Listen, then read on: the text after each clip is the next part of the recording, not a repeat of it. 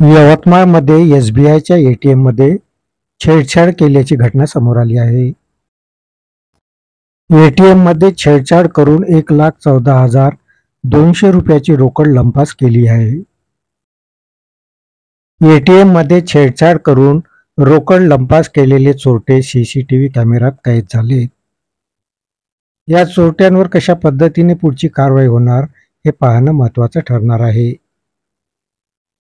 यवतमाळमध्ये एसबीआयच्या एटीएममध्ये छेडछाड करून 1.25 लाखाची रोकड ही लंपास करण्यात आली आहे.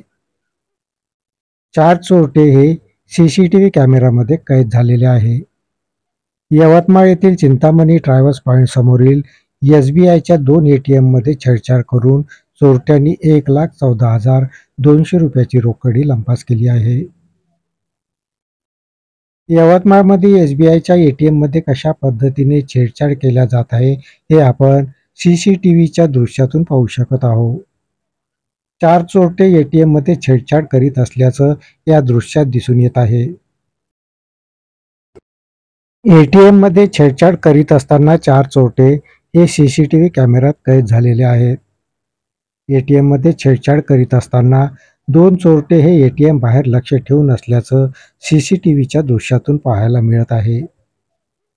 एटीएममध्ये छेडछाड करून रोकड पळविणाऱ्या या चोरट्यांवर यवतमाळ पोलीस कशा प्रकारे कारवाई करते हे पाहणं आता महत्त्वाचं ठरणार आहे.